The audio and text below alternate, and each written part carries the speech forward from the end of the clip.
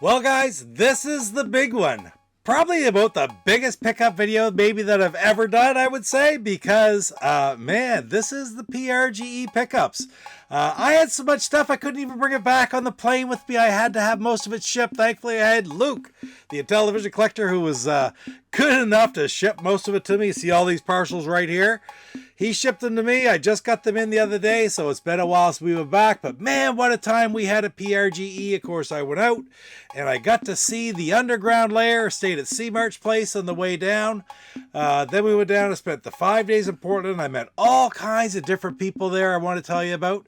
And pickups, yeah, I think I got a few pickups. So, man, I don't know where to start. I tell you this right now. This is not going to be done in one pickup video. This is going to be done, I think, in 3 pickup videos, plus a video telling you a little bit more about my trip. But anyway, guys, without any further ado, man, I got to get some packages open, and we have to start some pickup videos.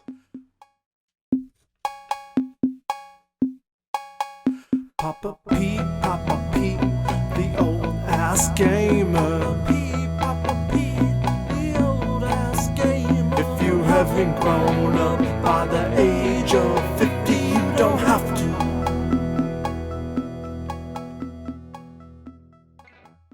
After the video, don't forget to check out IntellivisionCollector.com for all your Intellivision needs. That's IntellivisionCollector.com.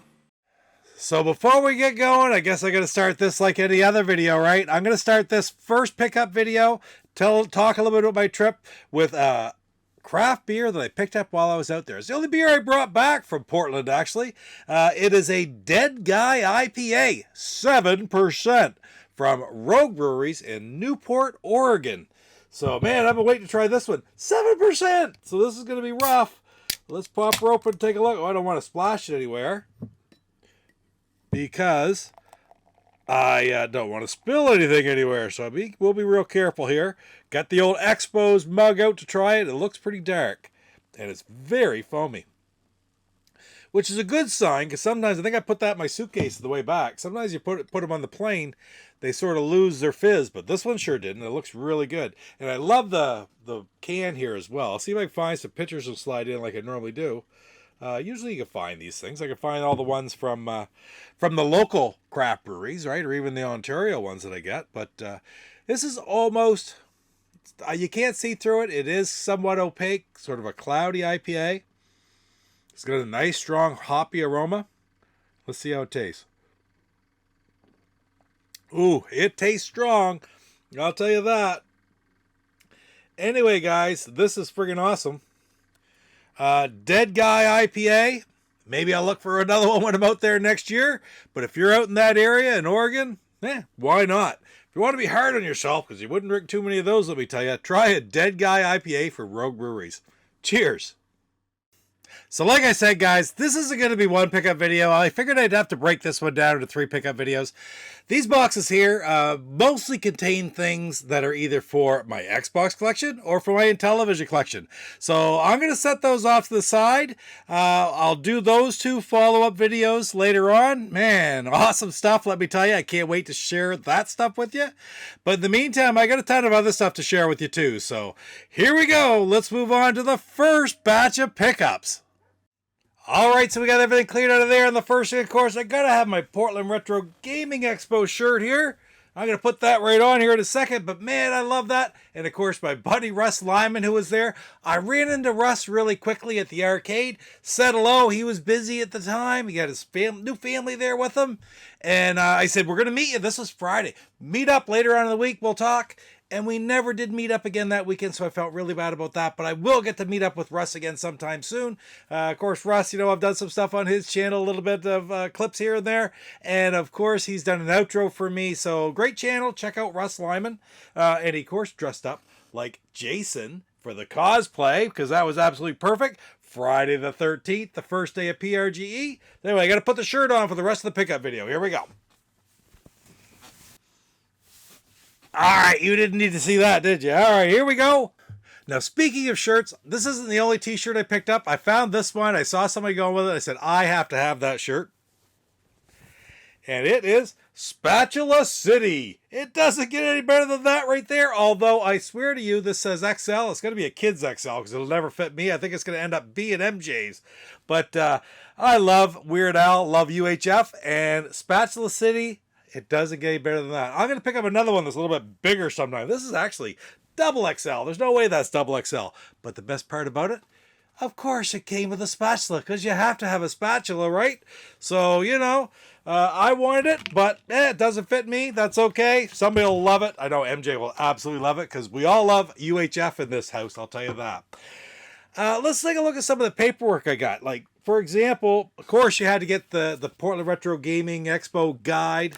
Pick up one of those every year that I can. Take a look at the back. Some of the people I saw, right? Rex Viper played Friday night. Of course, my buddy, Square Painter, who's also done outdoors for me. I had a great time running into Square Painter and talking to him. I had messaged him before we went out, before the expo, and asked him if he was going out with the band. And of course he was. So it was really nice to catch up with him again and chat. And while I was there, we were out for breakfast. He was staying at the same hotel we were. Introduced me to James Rolfe, of course, which was awesome to get to meet James. I've seen James in the past before down at Too Many Games in Philadelphia. But it was nice just to see him sort of outside of the con and just say hello, you know, and say how much I appreciate and enjoy the stuff that he does. Got a new one out, James does, on which I'm sure you've seen. If you watch this, you've probably seen the AVGN episode that's on Jekyll and Hyde again. Oh, it's excellent. I watched it last night. But anyway, always got to get those collectible books. But I got a lot more stuff too, like sort of like that. Different people that I saw. For example, MGG was there. Mike's Gaming Gala, great channel. Check that out. Him and I talked quite a bit. I did an interview for him that he put on his channel already. He talked to different people around the con. Hopefully you got to watch some of my videos as well. I did all my videos where I recorded them and I tried to post them as soon as I could. So it was going on right there because I remember watching PRGE last year when I didn't get to go, but I did the live stream for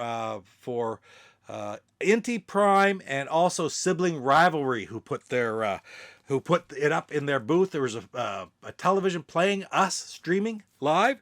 And speaking of that, there is a Control Freak Sibling Rivalry sticker right there. I met him and AJ. I met them while I was there. They were kicking around on Saturday, out for dinner with us on Friday night. It was really a lot of fun. Various other things, digitally clips. I got all kinds of stuff like that.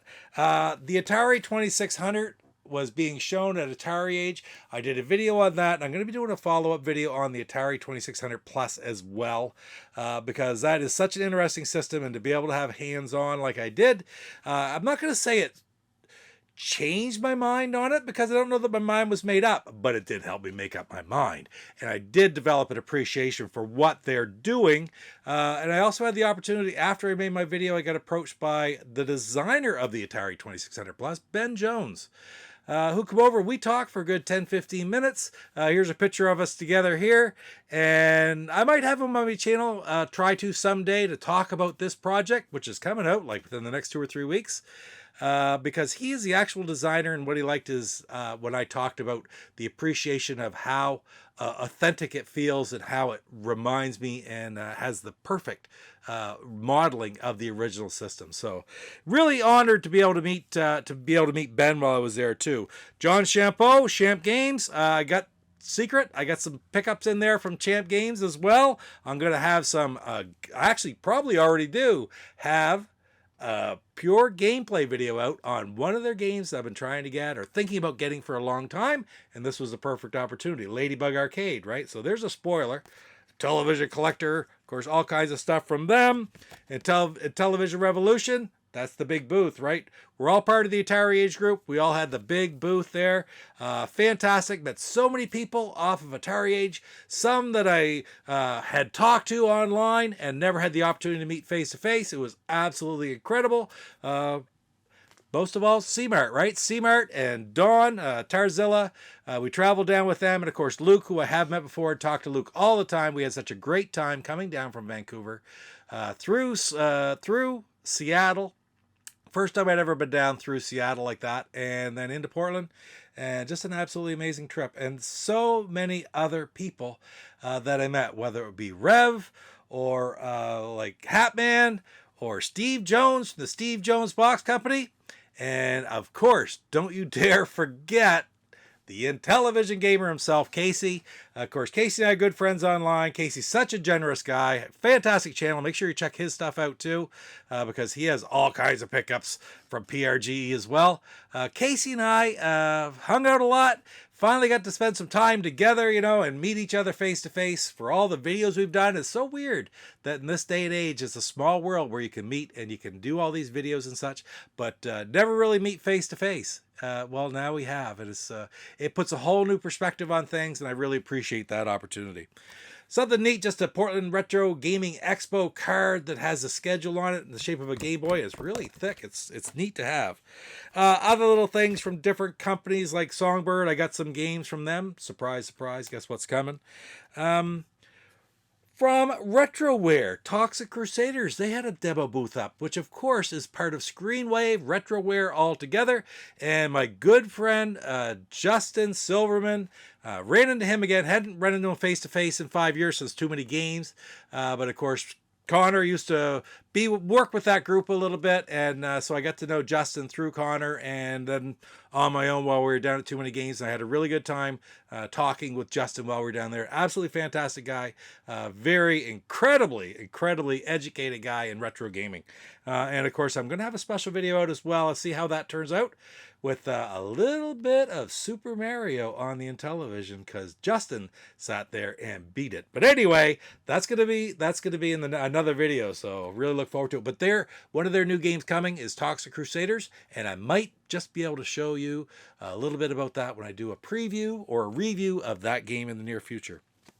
The next things I'm going to talk about are some manuals that I picked up. And these are for my actual collection. The first day I was there, I walked through and I found somebody selling NES manuals. And I had, as I was getting ready for the Sussex Flea Market, gone through my entire NES collection and taken good note of which box copies I needed manuals for, because I have several CIB ones, but I was missing little parts, whether it's a styrofoam or manuals. So these are all manuals that I picked up. Very inexpensive. I think $50 maybe for the lot. I got a Castlevania. Missing the manual is all I was missing. Now, it's not in fantastic shape, but it's all there, and it's really not in bad shape, just a little stain on the front. So to get that for like $2 or $3 was incredible. I got a manual for Paperboy. I got a manual for Marble Madness. Here's a neat one. I really like this game. It's Disney's Adventures in the Magic Kingdom. Wild Kingdom. I really do enjoy that game, as simple as it is. It's just a lot of fun. Here's one, Silent Service. Everybody knows Silent Service because I think it's in every single collection going, I swear. Here's an infamous game as well, Hide Glide. It's the only game where you just run into them to attack. You never swing a sword, you never do anything. We had it back when I was a kid. I think it was my niece had it. And man, that was a hard friggin' game. So it was really neat to get the manual. I have the rest of it. And the last one I got for manuals is Top Gun, Second Mission. Again, I had the box set, have the styrofoam, the sleeve, the cards, the paperwork, but I didn't have the manual. So there's Top Gun, Second Mission. Now the last manual I'm going to show you is very, very special because it's always nice. Like, you get to know when you live stream some of your viewers, all kinds of regulars come on and they become like friends, but rarely do you get the opportunity to meet them face to face. But the whole time I was planning on meeting this person because he lives in Portland, and that is Salvatore. So I got a picture of Salvatore and I here. We hung around a little bit. He helped me with some of the videos that I recorded. So we had a really good visit while I was out there. Busy, man, it was busy, but he was there all 3 days. I met up with him Friday, of course, which is just the arcade day, and then the 2 days of the vending event where all the vendors are open as well. He was around. He hung around the Intellivision booth and met lots of the other people there as well. So it was really cool. But on Sunday he brought me a gift. You know, it's sort of funny because he mentioned this to me sort of offhandedly on Saturday. He said, do you have a manual for such and such a game? And I said, I don't remember if I do or not. Well, he remembered that I opened it up in one of my videos and I didn't have a manual, so he brought me a manual for Atari 2600 ET. So how much better does it get than that? This is very special to me because he watched that video and he remembered the fact that I didn't have a manual for that game, even more so than I did. So I really sincerely appreciate that. That is just absolutely friggin' awesome, Salvador. Thank you for bringing that to me. And can't stress how happy it made me and how much I'm honored that you remembered and decided to give this to me. So thank you very much, man. I really appreciate it. So let's take a look at some of the games that I got that aren't part of a major collection that I have. And the first ones I want to show you, very first day, I'm walking around, I'm looking at boxes under tables, because they always say, look at the boxes under the tables. You find some great deals that way. And I found a big box of loose ColecoVision games that were $3 a piece. And some of these carts, let me tell you, go for a lot more than $3. Now, the labels aren't the greatest in the world, but for me, they're just fine. And the first one I got was a copy of Congo Bongo. Of course, a bit of an infamous game on the Intellivision as well, and the Atari, and of course the Coleco. I don't know, I got to try this version. The Atari Visions just did Congo Bongo not too long ago. Check that one out, or I listened to it not long ago. Anyway, check that one out. It talks about all the different versions of Congo Bongo, and it's really a good listen. It's got like Paul Nermanen and Rick Reynolds and Willie Culver, and of course Ferg from the 2600 Game by Game podcast. Willie, of course, from Arcade USA. You know him from the fantastic outro he's done for me as well. Ferg too. But anyway, I digress. Congo Bongo, Coleco, right on. And another Coleco game that I found is Rocket Rope. Don't know a whole lot about this game. I do remember from back in the day. Hard cartridge to get too, you know. I haven't heard that one done on any of the shows, but still, it was wonderful to try to add. And this last one is just something that I love all these types of games. I just recently got one for another system for my Atari 2600. I think it's a different actual game.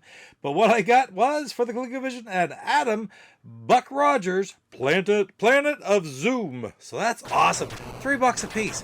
They go for like 20 some bucks. Yes, maybe the labels aren't the best in the world, but still, they're wonderful things to have. And I'm really happy to find them, you know. Coleco stuff. Where else am I going to find that stuff? I don't find it around anywhere. Now, next up is a controller I picked up from Retrobit. I actually picked this up like at the end of the day on Sunday. It was the last one they had left because I went up and they said, oh, by the way, all of our wired controllers are 50% off. How the blazes did you beat that? So what I picked up is I picked up an 8-button arcade pad with USB, and I got the blue one because there was only the blue one left. It was $10. How do you beat that, right? I had gotten one before. And I talked to him about it because I got it back in the day, and inside the directional pad, and all of a sudden it stopped moving left one day. It was not too long ago. I had had it for a couple of years, probably 3 or 4 years. I hadn't used it much, but I was using it with Genesis games on my launch box, and all of a sudden it stopped moving left. I thought, what's wrong with that? Well, I took it apart, and it's a little plastic cross inside that does your directional movement. And one of the tabs broke off towards the left. I talked to him about it. He told me, he says, we had a batch right at the very beginning that had a really high failure rate. And if you write to them and give them the serial number and stuff, they'll probably still send you a new one back to replace it. So I thought that was fantastic, fantastic service.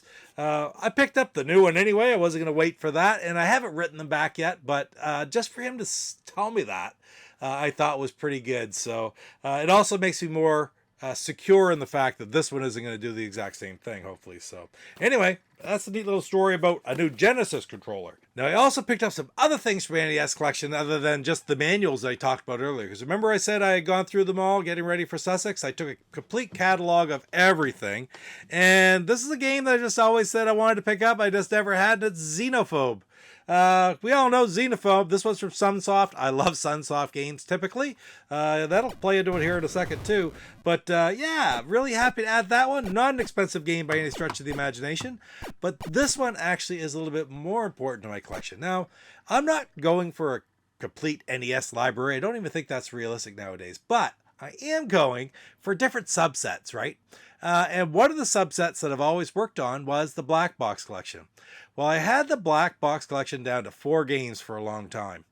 One of them is reasonably easy to get, and that's Wild Gunman. You see it most everywhere. And I don't have that yet, but 64-bit Connor found it for me down in Nova Scotia not too long ago, and he picked me up a copy. So it's down there. It's for my collection, so that brought me down to just 3 Black Box games that I need.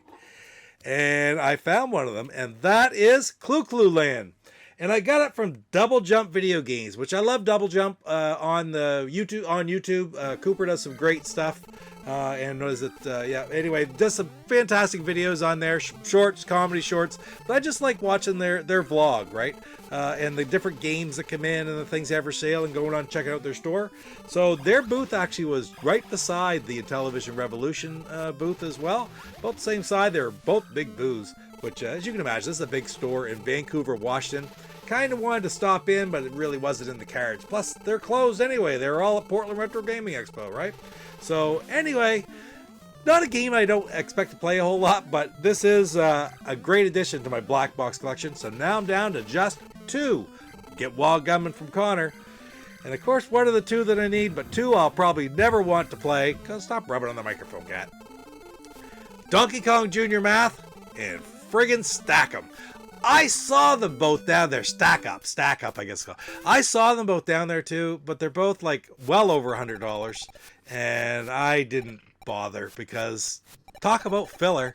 I don't know. Maybe someday I'll pick those 2 up, but for now I'm just happy to have added this one and to have 28 of the 30 black box games.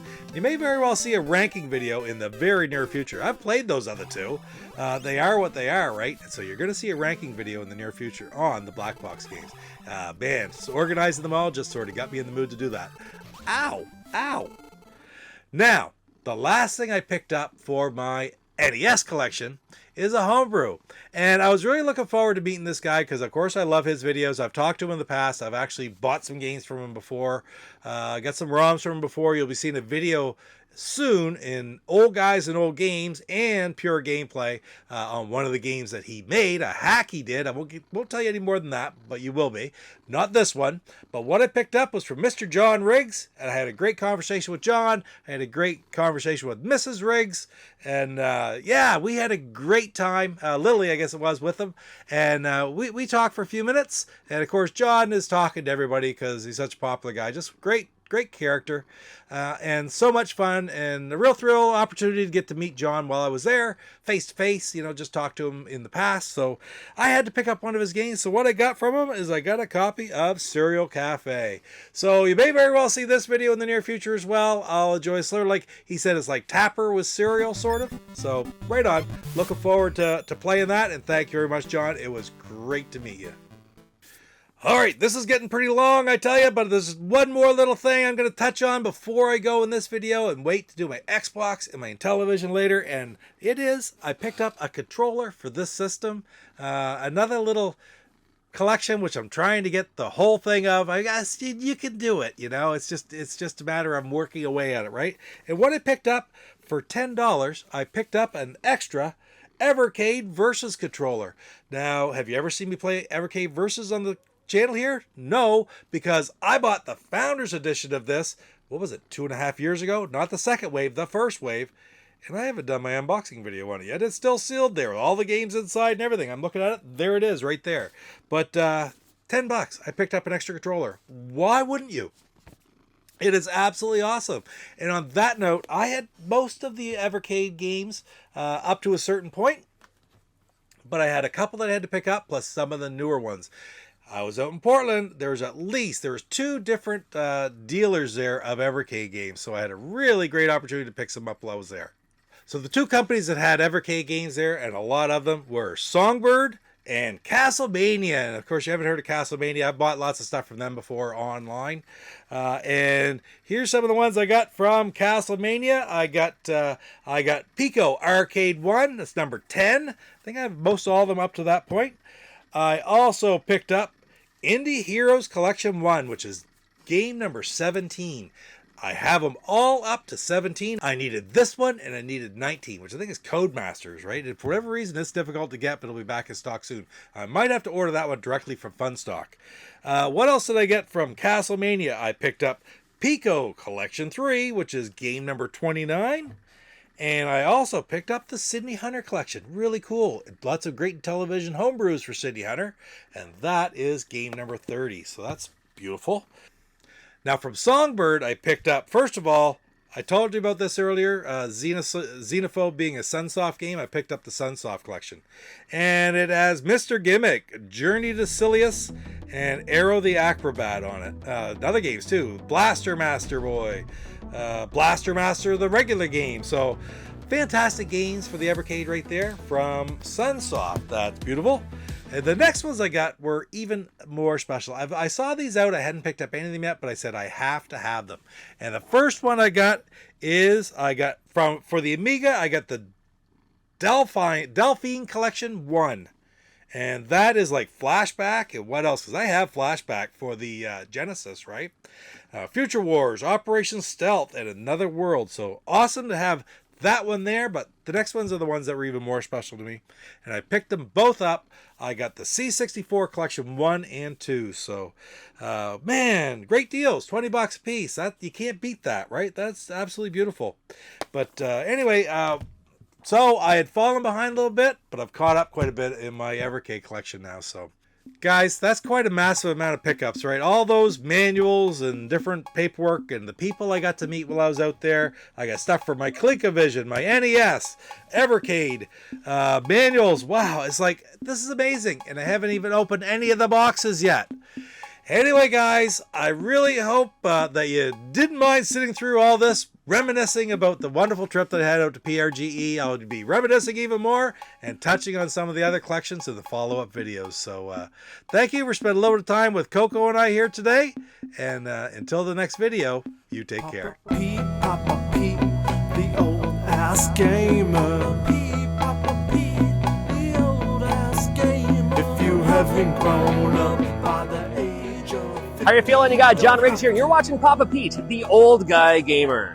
What the hell?